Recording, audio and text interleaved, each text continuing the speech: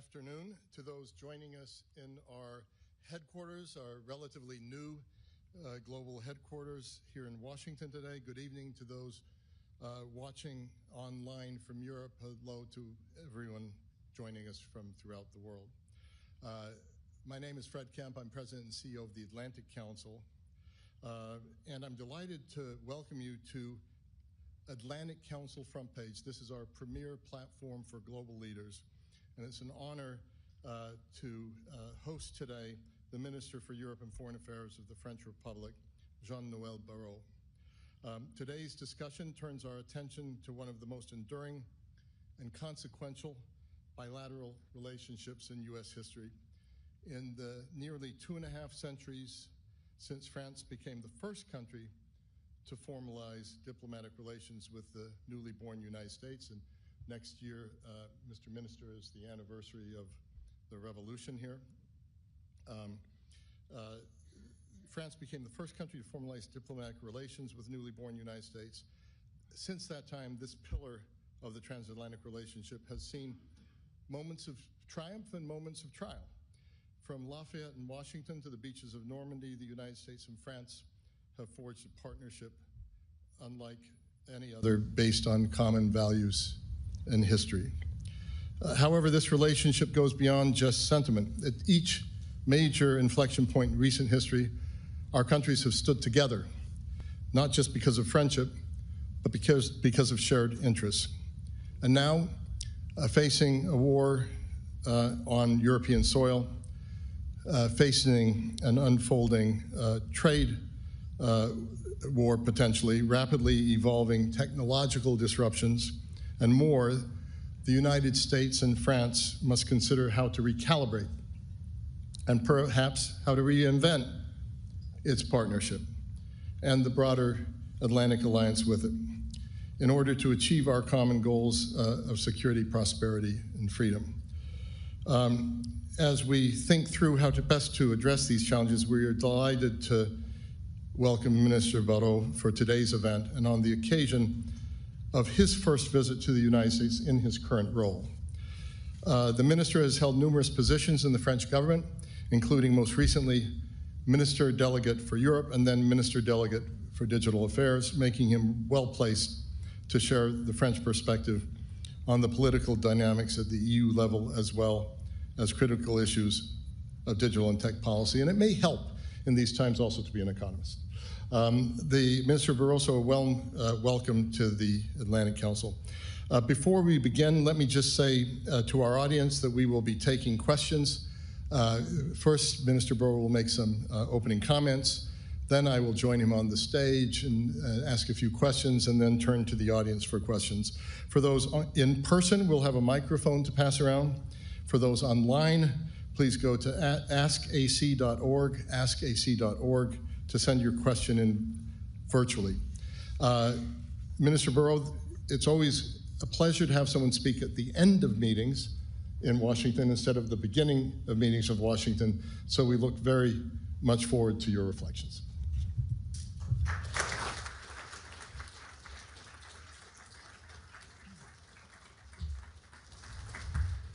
Thank you very much, Mr. President. Hello, everyone.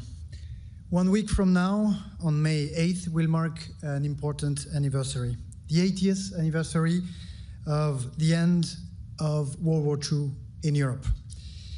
This was the starting point of an extraordinary endeavor, a formidable building, the building of rule-based international order, the building of multilateralism.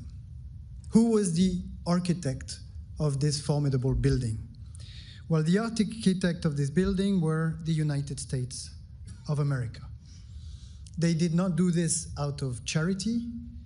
They did this out of enlightened self-interest.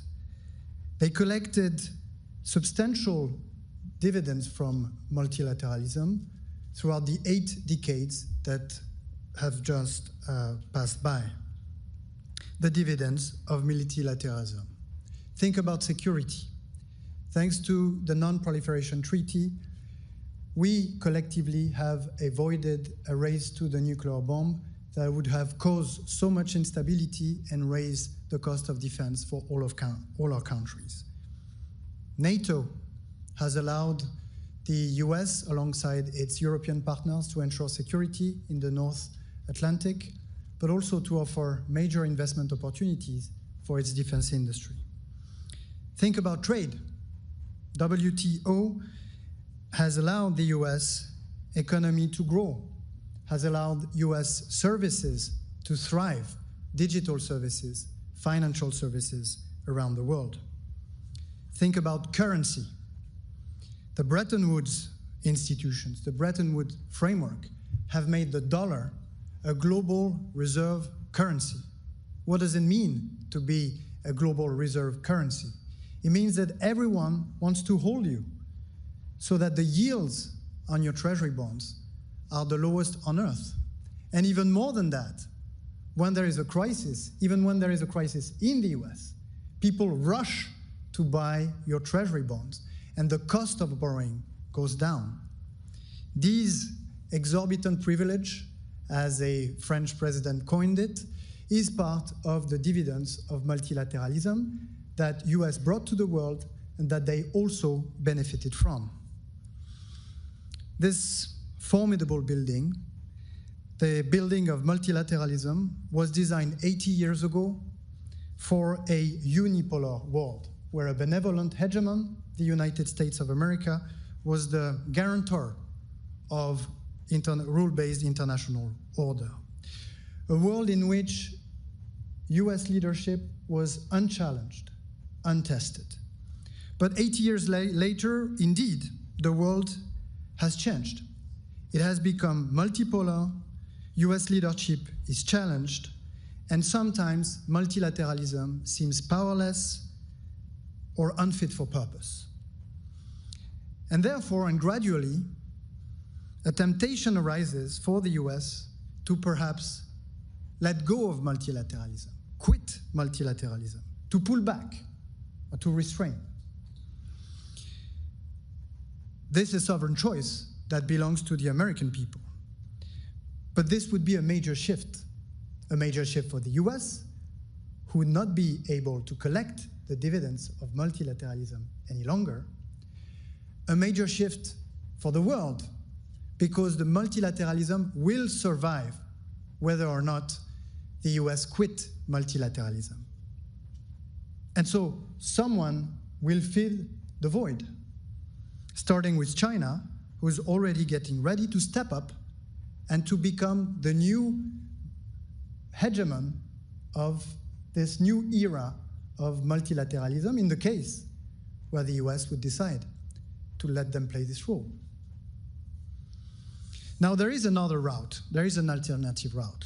Rather than quitting multilateralism, reshaping it, adjusting it, making it fit for the 21st century.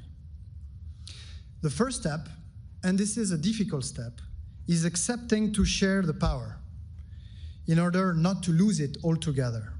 This means reforming the UN and its Security Council, reforming the financial infrastructure to make space for big emerging countries and share the burden with them, but also hold them responsible, because they have part of the burden to share in handling the global issues and challenges. The second step, when building multilateral for a multipolar world, is to be ready to build coalitions of the willing to overcome obstruction in multilateral fora, like the UN Security Council, when they arise.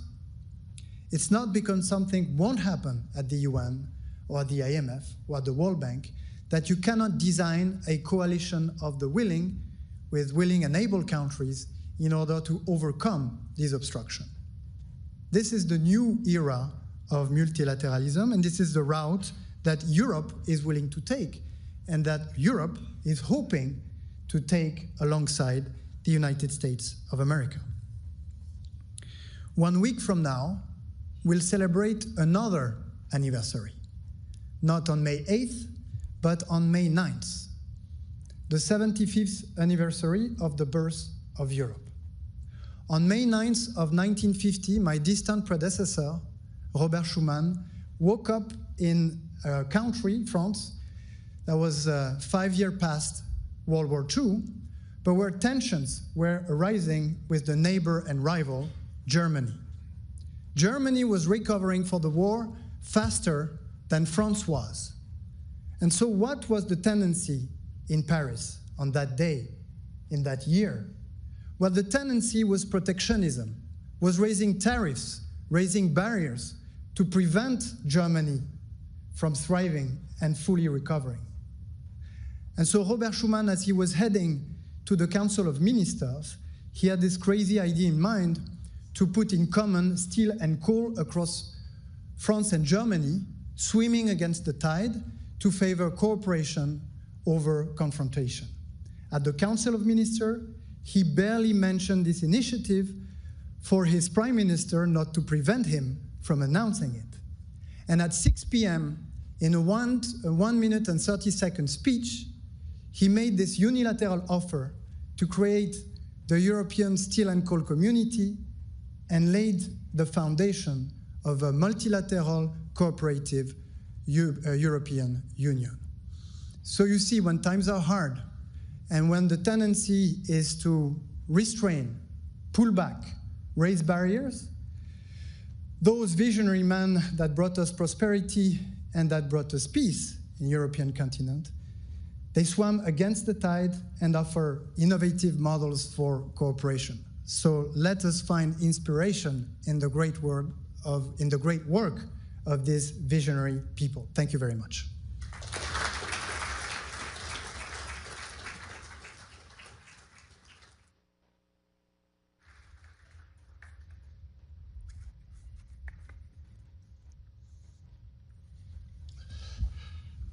Minister Barrot, I feel that was a very important statement, and I'm going to start with that. You see by the audience and standing room only that there's a lot of interest in this conversation and what you had to say. 75th anniversary of the birth of Europe, the 80th anniversary of VE Day, all next week. Thank you for calling attention to that. And it seemed really to be a call to your American allies and to the current administration to stay the course on multilateralism and transatlantic engagement, et cetera. So do you intend it as that? And it's no accident to no one in this audience who's following the news. Everyone knows that there are doubts right now in the transatlantic in the transatlantic stream. Not all of them do I share, but I just wonder if you could give us a little bit more of the context for your statement. Well, we deeply care about rule-based international order, multilateralism. So I spent 2 days in New York at the Security Council as we were wrapping up our presidency. You know, the 15 members of Security Council, they get 1 month's presidency every 15 months. And so you try and make the most of your months-long presidency. And to give you a sense of what our commitment is,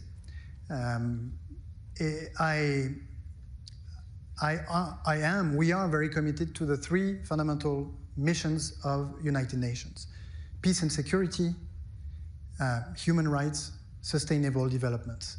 That's why we had 3 important security meetings: Ukraine, Middle East, but also non-proliferation, in a closed-door Security Council meeting that was on proliferation that was first convened in 15 years. It was last convened 15 years ago. On human rights, we brought together, I was mentioning coalitions of the willing. International humanitarian law is under attack, let's say. And we brought together countries from all around the world, east, south, west, and north, in a coalition of the willing to support politically and better implement in practice the rules of international humanitarian law. And then third, on sustainable development, we took this opportunity to bring together the countries that are the most committed, like we are, to the preservation of oceans, 40 days ahead of the 3rd United Nations Conference on Oceans that will take place in Nice, south of France, and that is aimed to be the equivalent for ocean as what the Paris Accord has been for carbon emissions. So we're very ambitious with this event. We need as many countries as possible to rally some of the key deliverables of this conference, and so I decided I would spend some time at the UN talking about that. So we think this is the right way to go, adjusting multilateralism to make it more efficient in the multipolar world that we're living in. And I hear that the new leadership in the US is considering what its course of action is going to be, and I think amongst friends that are actually the oldest friends, we owe each other, an honest discussion on what we see our common interests to be, and I think that was the sense of my introductory remarks. Thank you so much, and I think you're seeing a signal of commitment today, I think, toward the United Nations with the nomination of National Security Advisor Mike Waltz to be the UN ambassador, so also an interesting piece of news. Speaking of news, you have had meetings here. We do have media, French, US, other here, and I wonder whether you could tell us your perspective on what you take away from your conversations, Secretary Rubio, with others, anything specific that we can take away from that? And then in that context, as you're looking at what your greatest challenges are, what were the priorities in your conversations with US leadership? Well, I mentioned the 9th of May and 75th anniversary of this declaration by Robert Schuman. This year I will be in Ukraine, because I think a very important, a significant chunk of our future, and I'm not talking about the future of Europeans only, depends on how this war of aggression is going to end. So we'll be with my fellow European ministers of foreign affairs there to express our support to Ukraine and our willingness for this war to end in accordance with the UN Charter, international law. So that was clearly an important topic that I discussed with the US leadership at the State Department, as well as Capitol Hill. But we also discussed the Middle East, where France and the US have been leading the efforts to put an end to the war that was basically destroying Lebanon 8 months ago. We managed to broker a ceasefire 5 months ago, to monitor the ceasefire through a joint mechanism. We managed to create the conditions for the end of a political crisis with the election of President Joseph Aoun, that then appointed a government that is now at work trying to implement the reforms that are long due in Lebanon. And we want to do the same thing, same fruitful cooperation in Syria, where after overturning the dictatorship of Bashar al-Assad, there is an opportunity to build a strong, sovereign country that will be a source of stability rather than instability for the region. I cannot let aside Gaza and the Israelo-Palestinian conflict, where again, we converge on the necessity to bring back stability and peace to the region. We have praised the Abraham Accord logic, and we're working in the same direction, bringing Muslim and Arabic countries in the region and Israel towards security architecture that would ensure the security of all, peace and stability. We also discussed Africa, where the US made a breakthrough in handling or in sort of moving towards a cessation of hostilities in the Great Lake regions in the east of the Democratic Republic of Congo, where the second worst humanitarian crisis is happening right now. This is good. And after they were received or they were hosted by the Department of State a few days ago, the sort of DRC and Rwanda gathered in Qatar with France and with the United States. So as you can see on some of the major issues, major crises, France and the US are working together in order to find the right solution. Sometimes we'll disagree, sometimes we don't start from the same point, but look at Lebanon. It's because of our complementarity, because of different history in the region, because of the different nature of our partnership, relationship, friendship with the stakeholders of that crisis, that we were able to broker a ceasefire and a political solution. Thank you for that answer. Let's start with Ukraine. News yesterday about a critical minerals deal with Ukraine. Almost more interested in the political side of this than the economic side of this. Talking to Ukrainian officials over the last few months, they've been concerned that the U.S. had gone more from being an actual partner of Ukraine in trying to counter Russian threat and the Russian attack, and more of an arbitrator, more of a moderator. This critical mineral deal, if you read the language of it, suggests a little bit of a change of direction. And I just wonder, and that is an area where France and the U.S. have not always been entirely singing from the same song sheet. What did you hear during your trip there? How do you assess this new agreement and its political meaning? Well, I think it's a very good agreement. I think it's a very good agreement for Ukraine and also for the US.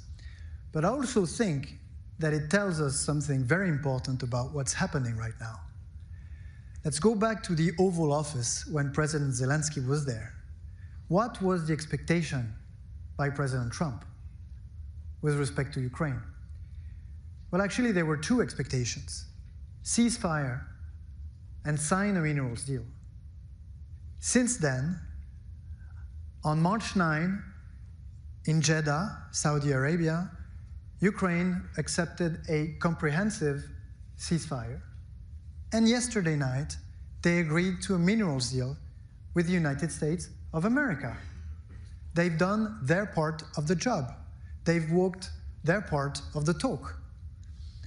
But in the meantime, we haven't seen Vladimir Putin send any signal, any sign of its willingness to comply with the requests of President Trump. To the very contrary. So let's face it, right now, the main obstacle to peace is Vladimir Putin.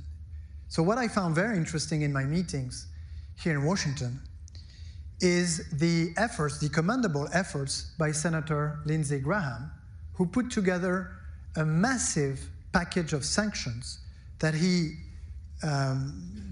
collected bipartisan support for, with almost 70 senators now signing the bill, which is aimed at threatening Russia into accepting a ceasefire, or else those sanctions will apply. And here again, we agreed that we would try to coordinate, because we, Europeans, are in the process of putting together a 17th sanction package that we are going to try on substance and timing to coordinate with Senator Graham's own package. There was perhaps a bit of a long answer, but in summary, it's good news that this deal was struck. It's good news that the U.S., and I heard Secretary Bessent express what he had in mind, the U.S. are considering deep economic cooperation with Ukraine.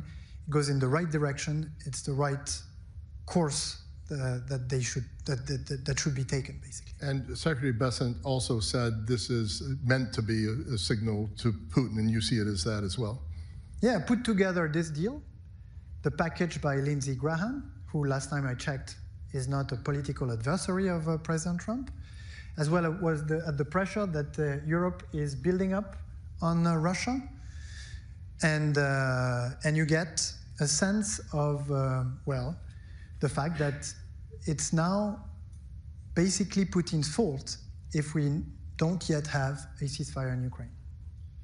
So you've, in recent discussions with U.S. Envoy Steve Witkoff, what divergences existed between France and the United States, and how do you hope to close those divergences? I guess part of this has to do with European troops, American backstop, but it also gets to the conditions behind a peace deal. Now listen, if Ukraine was to capitulate, this would have long-lasting, wide-ranging consequences for the entire world, because it would basically replace rule-based international order by the law of the strongest. It would create massive incentives for countries around the world that have borders issue with their neighbors to consider that they can invade or they can use military threat or force to obtain territorial concessions. This would be major, and this would be very costly for all of us, at least for responsible powers like the US and France that tend to get involved when there are issues around the world, where we would see issues exploding all around the world. It would be a major instability. In addition to that, should Ukraine capitulate, after Ukraine has agreed to let go of its nuclear weapons in exchange for security guarantees, this will send the signal that the only ultimate security guarantee is the possession of nuclear weapons. And there you have a nuclear proliferation crisis, which again raises global instability at levels that we haven't seen for the past 80 years, and will increase the cost massively of security in the US, security in Europe. And I think this view is shared between the US and France. But of course, there is one difference between the perspective of the US, the European perspective on this crisis, which is that our own security is at stake because we are neighbors of Russia, or because we don't want to be neighbors of this Russia that is now spending 40% of its budget on its military spending, 10% of its GDP, that just conscribed 160,000 additional soldiers, the largest conscription in 14 years. I've heard many, many times Russia say that they don't want NATO at their borders. Well, we don't want this Russia at our borders either. And that's why we are so serious about what's happening, about how the war will end, and that's why we've been insisting so much about the security guarantees. And I think our message went through, and I think the US are counting on us to build the security arrangements such that when the peace deal is struck, that we can provide those security arrangements in order for the peace to be lasting and durable. But I think it's well understood, and I've heard President Trump, but also officials from the US clearly say that, of course, they want this peace to be lasting, and of course, this means that there is security guarantee for Ukraine. And can it work without an American backstop? Are you getting closer to a conversation about that? Or, alternatively, is this critical minerals deal a security guarantee in a different form? So you should put things into perspective. We have been supporters of the Euro-Atlantic integration of Ukraine. Namely, we've said that we were open to extend an invitation, a NATO invitation to Ukraine. We understand that NATO members, not all NATO members, agree with our view, and so we have to find an alternative path. This alternative path is the sense of this coalition of the able of the willing that France and the UK has been putting together in order to design those security arrangements. This is ongoing work. This starts with making the Ukrainian army strong enough to be able to deter any further aggression by Russia, but it also very likely means some form of military capacity as a second layer of such a guarantee. When those detailed discussions will have been wrapped up, they're currently ongoing, it will appear whether or not and how much any contribution or backstop by the US is needed. It's possible that it is needed. Why? Well, because as far as Europeans are concerned, we've been working and planning for our defense. It's a little bit different for France, the UK, and Poland, but for the rest of European armies, we've been working within NATO frameworks. So if you're going to work on a security arrangement outside of a NATO framework, then at some point you might need some kind of NATO-like enablers or make items that are going to make sure that the security arrangement is robust. But that being said, in the same way, we fully understand that the US have decided that they will likely reduce their commitment within NATO. We also understand that they are counting on us to bear the burden of providing the security arrangements. But we also need to be honest with them once we've done our homework. If there are pieces of these security arrangements that cannot be replaced, that cannot be found outside of, U.S. contribution, we'll just be honest. Excellent answer. Thank you so much. The one thing you didn't mention in your opening comments is you didn't talk about tariffs. You knew I was going to say tariffs, and I wonder if it came up at all in your discussions, and also I wonder if you could talk a little bit about what this 90-day pause gives a potential for an agreement. What sort of agreement can you imagine, or what is the direction of agreement with the European Union and the United States? How concerned are you about the tariffs driving a more lasting wedge across the Atlantic? Well, the good thing when you're a foreign affairs minister for France is that you're not responsible for tariffs. It's the European Commission. That being said, you're allowed to have your own view on things. And indeed, as an economist, I have to say, otherwise I would be a traitor to my profession, that tariffs are not good news, are not a good idea. President Trump wants to bring jobs back to America, and this is a perfectly legitimate ambition. In fact, we have the same in Europe. We want to bring jobs back to Europe. But tariffs are probably not the best way to achieve this objective. Tariffs are a tax on our economies. It's a tax on the middle class. And it will make us, Europeans, as well as Americans, poor. We do have research on what happened during the last trade war, the 2018 trade war. What happened? Well, the effect on the economy on this side of the Atlantic was limited. It's basically a $7 billion loss on the economy. That's not big. But it led to a massive transfer from the US consumer, middle class, of 50 billion, so a loss for the US consumer of 50 billion, transferred to producers, 9 billion, to the government, 35 billion, and the rest is what's lost for the US economy. So it's a mild loss, but it's a massive transfer from the US consumers to the US government. That's what happened last time around, and those numbers are small because but the trade war at the time was very limited. Multiply this, right, by 10, and you'll get the kind of effects that you're going to see on European economies, US economies, and so on.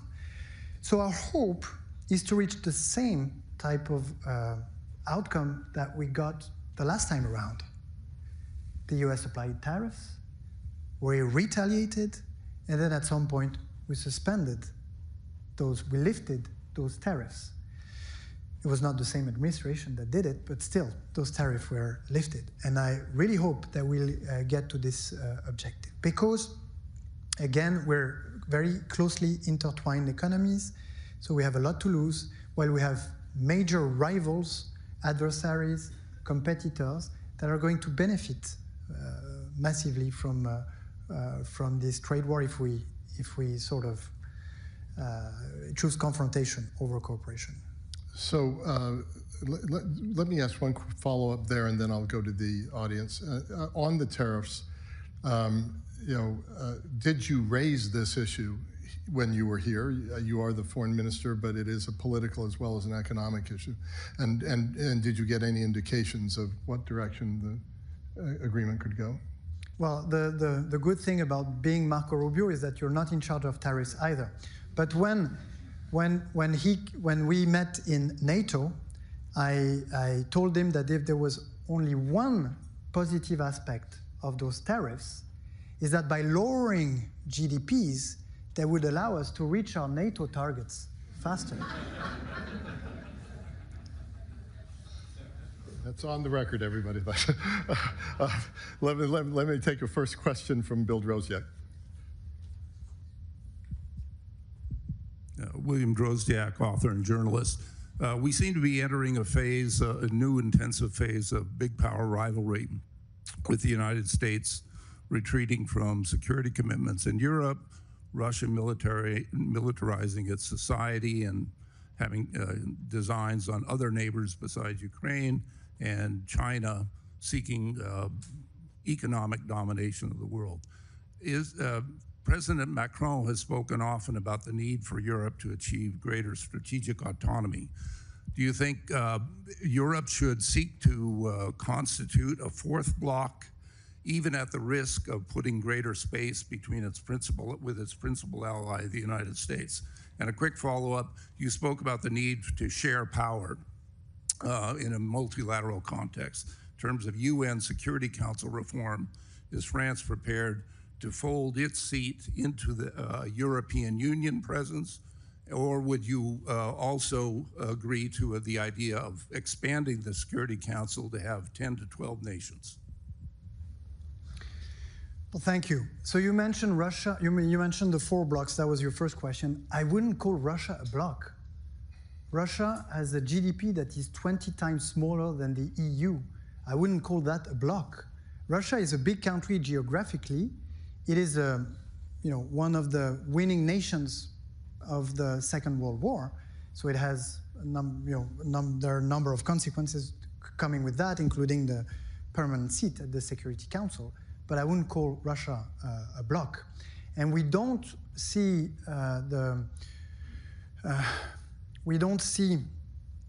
ourselves, when we speak about strategic autonomy, we don't see ourselves as entering into a logic of blocs or spheres of influence and stuff like that. We remain committed to multilateralism, rule-based international world order, balance. The only thing is that in a more brutal world, if you want to be heard and be respected, when you're upholding the values that Europe and the EU are upholding, freedom, democracy, free speech, and so on, you're going to need to be much stronger, much less dependent on other regions. And so we see our strategic autonomy as a way to defend the model, which is an open model, which is a balanced model, which is a multilateral model of governance for the world. And we see a lot of sort of appetite for this approach, because since those trade wars started, we cannot count the number of countries that are knocking at EU's door to strike a trade deal or even to become a candidate. And it's not only Iceland and Norway that seem to be interested. I heard that on this side of the Atlantic, there are people considering it. And you know that there is one geographical criteria, but I just want to mention that even though it's a very, very, very, very tiny island in the middle of the Atlantic Ocean, no one lives there. I think it's like 20 meters long. But this island is split between Canada and Denmark, which gives Canada an actual border with the European Union. And the second question is about reform. So I went quickly because I was told that remarks should not be long in introduction of those conversations. But I really think that if we want to adjust those institutions, Security Council and so on, to the new era, we need to accept that others have grown over the past 80 years, and they need to be represented, but they also need to take their responsibility. Some of them are no longer developing countries. They're actual major economies, major powers. So they should have a seat at the table, but they should also behave as major powers. So what's our position? Our position is a permanent seat at the Security Council for India, Germany, Japan, Brazil, and 2 African countries with all associated prerogatives. This is what we want for the reform of the Security Council. But we also want the same kind of thing to happen with international financial institutions, and this is the spirit of what President Macron has called the Paris Pact or the Pact for the People and the Planet, where the idea is the following. No country in the South should have to choose between fighting against poverty and fighting against climate change. So it should be more balanced, more equal, sort of equitable funding for southern countries.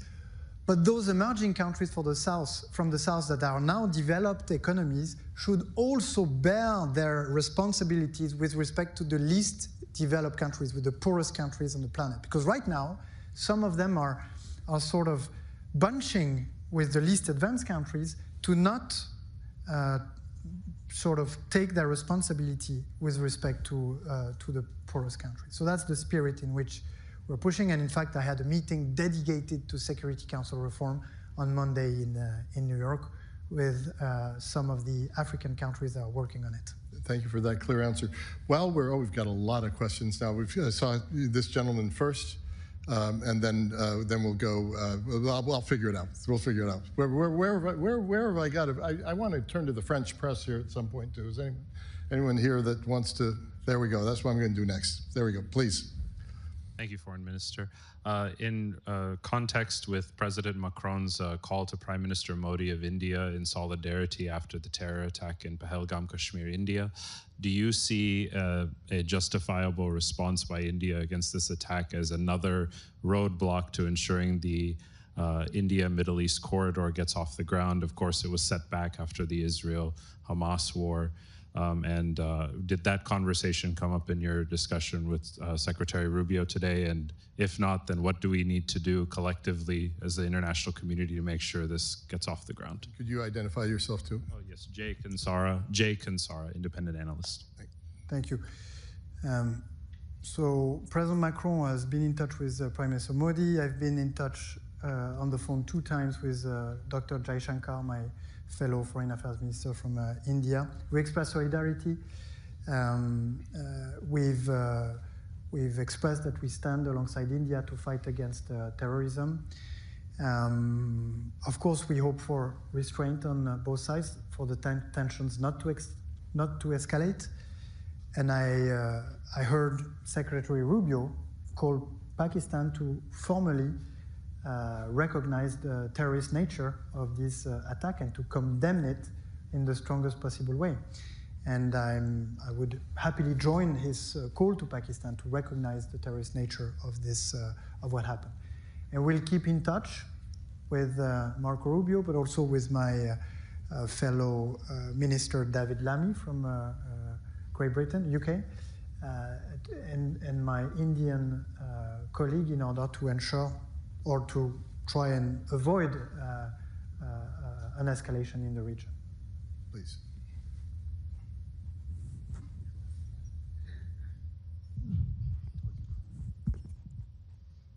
Good afternoon, Minister. Piotr Smoller from the French newspaper Le Monde. I have 2 questions. The first one regarding security guarantees for Ukraine. For months, France supported the idea of a deployment of a sort of international monitoring force in Ukraine, but with a very strong American security guarantees. The Trump administration doesn't seem to see eye to eye on this. They're not inclined to offer any sort of serious security guarantees. So what's the plan B? Have you given up on this twofold idea or not? And the second question regarding Iran, there are currently very important discussions between the Trump administration, direct and indirect, with the Iranian representatives. For a very long time, France was in favor of putting on the table as well with Iran the ballistic issue. This doesn't seem the case at all right now. The Trump administration is basically considering a sort of JCPOA revisited, or maybe an interim agreement. So what's your view exactly on the current discussions? Thank you. So on the first question, let me just clarify, because I think it's important that everyone gets this right. There are two things. First, there is a ceasefire, and a ceasefire needs to be monitored. And the coalition of the able and willing, put together by France and the UK, have been working on proposals so that at the minute a ceasefire is brokered, that the US have in their hands, because they will be the sort of the guardians of this ceasefire, solutions for this ceasefire to be monitored. And this might involve some European capacity just to, to check what's happening on the line of contact and to be able to attribute violations. So that's one thing. But the ceasefire is only one step towards what's our end goal, which is a full-fledged peace treaty or peace agreement.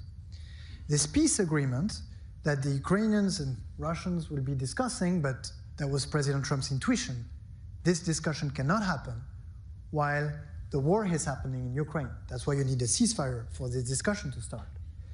It will end up with discussions on territories and discussions on security guarantees. And with the same coalition of the able and willing, we're working on this second piece, which is security guarantee. But security guarantee has nothing to do with monitoring a ceasefire. Security guarantee is deterrence against any further aggression. How do you do that? Well, as I was saying earlier, the first layer is to porcupine the Ukrainian army for it to be deterrent enough for anyone to try and invade. But then you probably have as your other layers some military capacity deployed in Ukraine or around Ukraine, and that's what we're working on. And when the moment is ripe, we'll get to the Americans and ask them or tell them what is it we need for this security guarantee to be. And we're working on this, and we're confident. And again, as I was saying, I've heard President Trump on several occasions speak in a way that shows that he understands the importance of this security guarantee. And then on Iran, very important topic that I should have mentioned in response to your first question, Mr. President, because this is a topic on which we've been coordinating with Marco Rubio from day one. We are supporting, encouraging the discussion that the US opened with Iran. Why?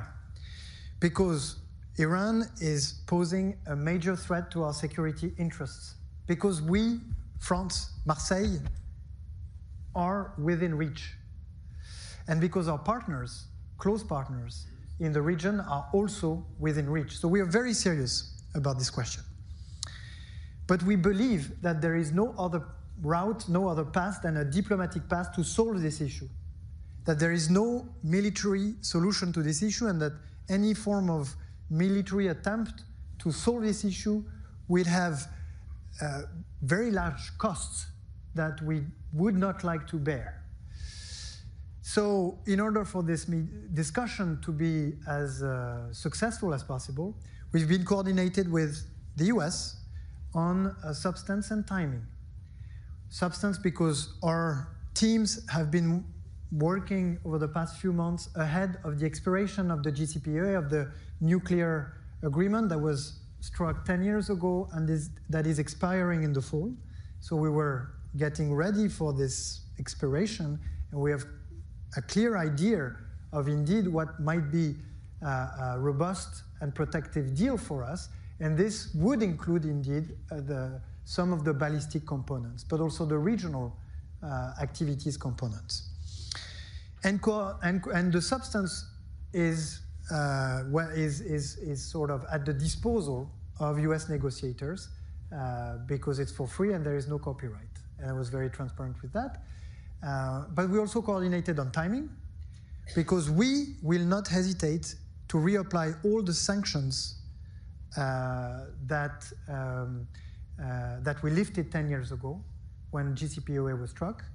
In the case where the IAEA confirms that Iran has violated its obligations under JCPOA, and if it happens that by the summer we don't have a protective or a deal that is sufficiently protective of our security interests.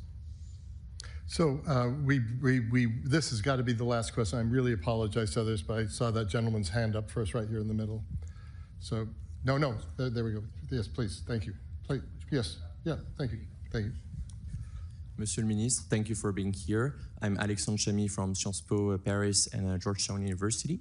You mentioned very clearly the fact that the PRC will fill the void caused by US disengagement during your opening speech. I'd like to know what's your opinion, what's your take on how France will balance its relationship with the US and at the same time with China in light of the fact that France needs new partners and also in light of the fact that President Trump openly asked European leaders to break ties with the PRC. Thank you. And since this is the last question, let me add to it. Let me add to it on the tariff front because, in your conversations here, and you've spoken before about the relationship between the European Union and China on the trade front, does this tariff policy drive Europe more into the hands of trade and economic relationships with China? And if you believe that, have you said that to your interlocutors here in Washington during your visit? I mean, it's obvious, no? Whether you want it or not, look at what happened. I mean, read economic research. The numbers I quoted earlier are from a paper in the Quarterly Journal of Economics called The Returns to Protectionism. It's the best paper on the 2018 trade war, best economic paper, research paper. But any paper will tell you that what happened last time is that it was, during the 2018 trade war, it's not like suddenly factories moved from one country to another. It was a reshuffling of international trade. So you're going to see a lot of reshuffling. You mentioned or you recall what I said up there on China and filling the void. Listen to Chinese official speeches now. And again, we take all of this with lots of grains of salt. But my colleague Wang Yi, Minister of Foreign Affairs, now in all his speeches is saying how much he cares about multilateralism. And I'm sure, no, but he seriously is saying this constantly. And he will, I'm pretty sure that they will consider filling the void at the World Health Organization. I'm pretty sure that they will, anytime they will see some pullback, they will try to step in because there are two possible strategies. Either the US are there filling the void, and then they will try to build sort of formats outside of the established formats, as we've seen them do, or they will see US pullback, and then they will try and fill the void. Now, what's our relationship with China as far as Europe is concerned? Again, we're lucid. We're not blind. And so we think there can be a trade agenda with China so long as some of the issues that we've had are solved, which is not quite the case now, because we've also had our trade war with China those past few years, with us sanctioning Chinese EVs and them sanctioning European brandies, which mean cognac and Armagnac. So this is dear to our heart, and we of course, it's going to be difficult to engage into an actual trade agenda with them until those sort of contentious issues are solved. Then we can, but of course, Our discussion can not only touch upon trade, and when China is supporting Russia's war of aggression, when China is on the side of DPRK, on the side of Iran, proliferating countries that are threatening this non-proliferation treaty and sort of the global stability, it's difficult to build trust. And so if China wants to establish sort of a trusted relationship with European countries, it will have to show also that it takes our security interests into account. Otherwise, it might be challenging. Thank you for. You have your answer? Yes, great. Thank you. So, look, Minister Barrot, on behalf of the audience, on behalf of the Atlantic Council, thank you for three things. First of all, for your visit to the United States, a very timely visit, very crucial moment. Second of all, for taking so much time with us at the Atlantic Council and talking so frankly and clearly in your opening statement and in this fascinating engagement. And then most of all, for our enduring alliance. So thank you so much. Thank you.